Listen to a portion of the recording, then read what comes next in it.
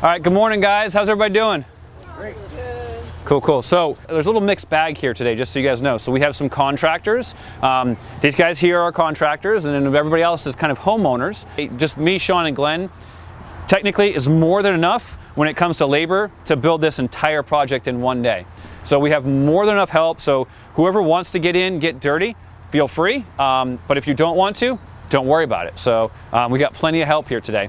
I'm going to start today with just a little 101 talk about how ecosystem ponds work. I do have a strong opinion how I install, and you guys are going to see that today and how we do it. And I'll tell you why I think it is the best way. Brad's actually a landscaper in McClenny. Yes. So he's actually a landscaper in McClenny. This guy gets tons of, I've seen what, 100,000 views on some of your videos? One of them has 700,000. 700,000. Really tall yards. I don't know why people like watching. People like watching him cut grass. It's crazy. But he's got 700,000 views of cutting like tall grass. Awesome.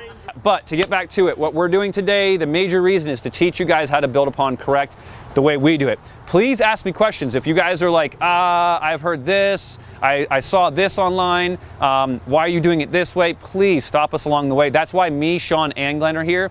Each of us will be able to answer questions throughout the day. We had a waterfall kind of up in here. Actually, I think it was right about here, and it kind of did a little winding and dropping down into like a 6x6 pond. What we do at Earthworks is we don't have any kits per se.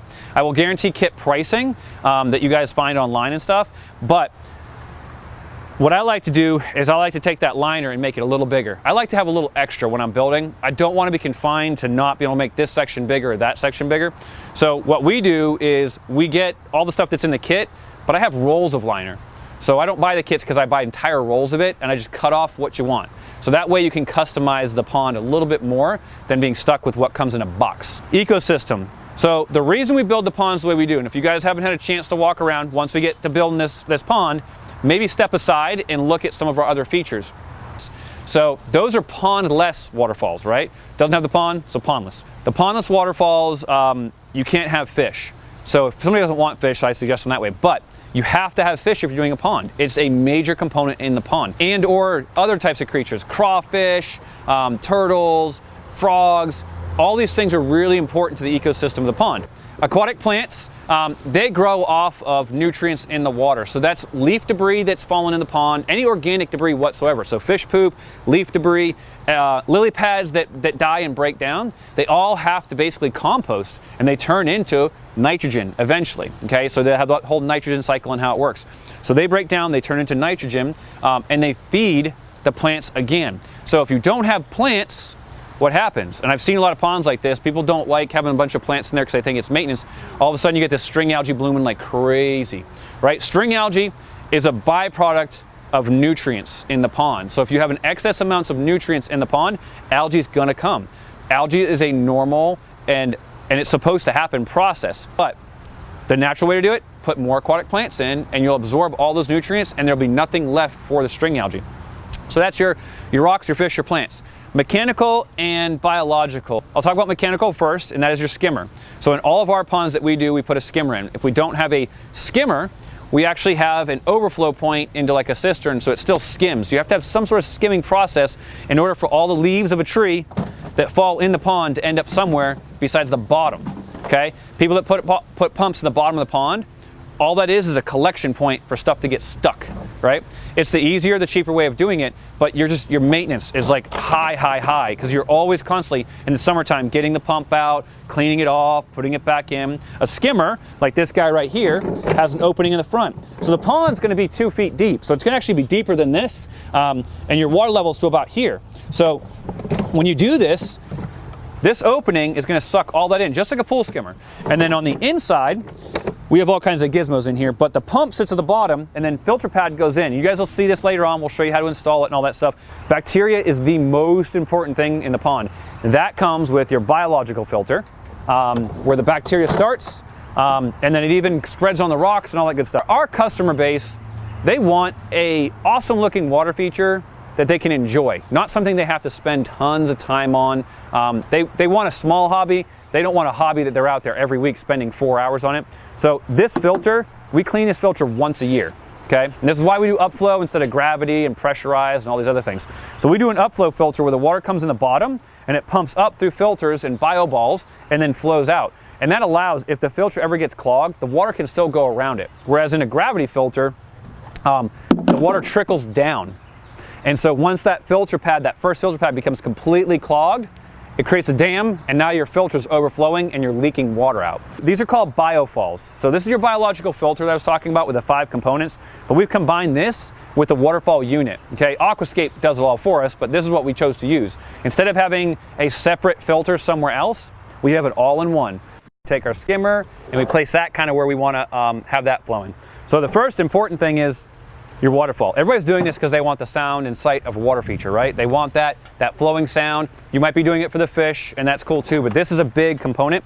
So where do you want this? How high do you want it? How low do you want it? What angle? You have to picture the liner. So you can square it off like this. So the liner goes like this. You can go with the liner over here. You know, so you gotta imagine a rectangle or a square. So what we're choosing to do is we're choosing to come like this. So now the waterfall liner's going to attach here, and Sean's going to where we might want to make the pond, about where his feet is. How many feet is that? 11 feet. So that's 11 feet. So now you got to add 5, 6, 7, at least 7 feet, because this waterfall could be as tall as 2 feet higher than the pond. Okay, so you get where that 7 comes from. So I'm going to lose 2 feet coming down.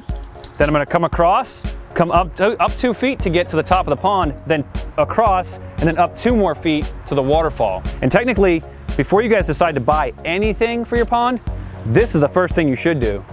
Just get the shape of the pond down. What do you want it to look like at the end? The idea is this pond, when we're done, the pond itself has to be level. If you're working with a landscape that's sloped like this, you got to bring one side up or carve into the landscape on the other side. Because if this side's lower, it doesn't matter what I do to build up this side, the water's going to escape over the liner on that side. Glenn's going to work on setting this biofall. The reason you want to set this first and get it done at the right elevation, what you're going to decide your waterfall height's going to be, is we hook up the plumbing and then we run the plumbing. All right, so when we run that plumbing, we can then bury it. So Glenn's going to work on this while Sean is going to work on the pond.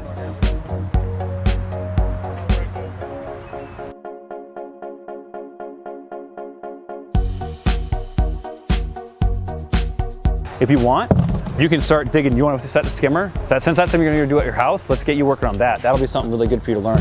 Right now we are on the second layer digging the pond. We've got the biofall installed, so that's all completely installed, plumbing running from the back of it around to where the skimmer is going to be done. We got our man Ben here. He's going to be in charge of installing the skimmer. So Ben, if the skimmer doesn't hold, it's your fault, right? All right, Ben's got this though. We know. Yep, okay. Up top. So then what is that one? That's the This is a mechanical filter. That's the mechanical. Yep, that's the one you clean all the time. There's not really any biological filtration in there because we're cleaning that weekly. Up top, you clean it once a year. Hi, this is Brad with Copper Creek Cuts, a lawn care company in Northeast Florida, and today I'm building a pond. Well, I say I'm not really doing any of the work.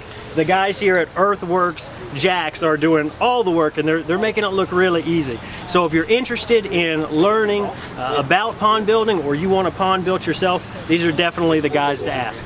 Thanks so much for watching. I really do appreciate it.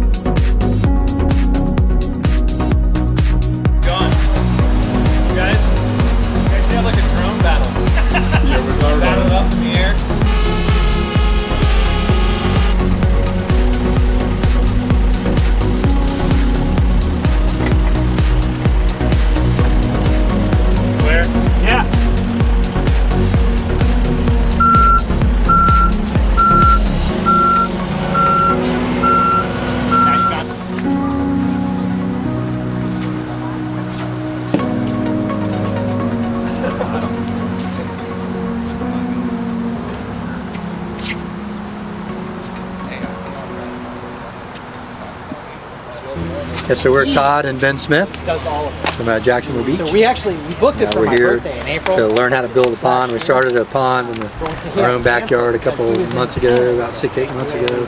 Actually, I say we, it was I don't remember which him and a shovel and a buddy started a pond, and so we've been learning a lot through his inquisitiveness and YouTube searches and Facebook or Instagram following of the Earthworks here. And we signed up for, we've actually been here a few times to buy stuff for the pond. And we found out this was a Build a Pond class, so we signed up, and we've so far I think we've realized just how much we should have started today with our pond today, with Build a Pond class first.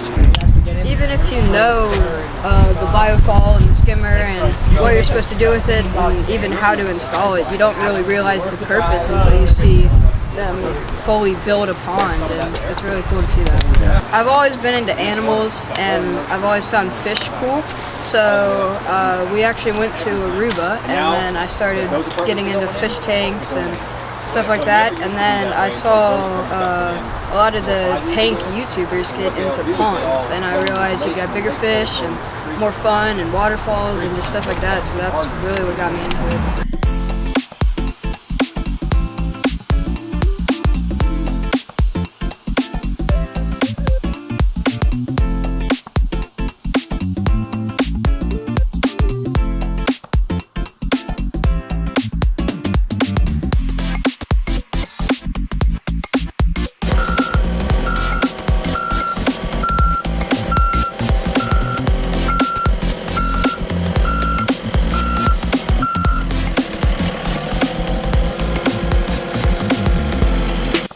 And guys, we do this all the time. So we're gonna do this at least twice a year, if not 4 times.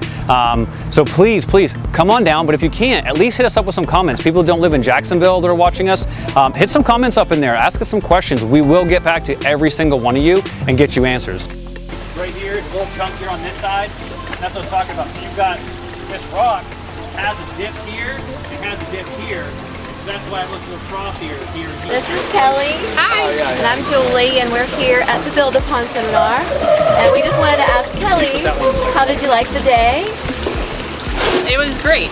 I liked getting the little bits of information, the tidbits that you wouldn't necessarily think of if you just looked at instructions and followed it online. Kelly had a notebook. You were taking notes the whole time? Yes. She's ready to go home and make your own pond in your own backyard? Those are going to be my instructions. Awesome. Hey guys, thanks for staying tuned the entire episode. This has been a great day. We had a fun time with everybody, including Copper Creek's Cuts, that came out today to even teach us a little bit more about YouTube. So you guys have obviously seen plenty of pictures of what's going on out here. This has been a great day. A lot of people out. I think we had close to about 20 people or so. Towards the end, a lot of filtered off, so a lot of people are gonna have to come back and see pictures, but we are done. And it is like we're done and we're cleaning up and it's almost 3 o'clock. So great day, only 9 to 3. This has been super awesome. Have a good one, guys. Thanks for staying tuned, and please hit that like button.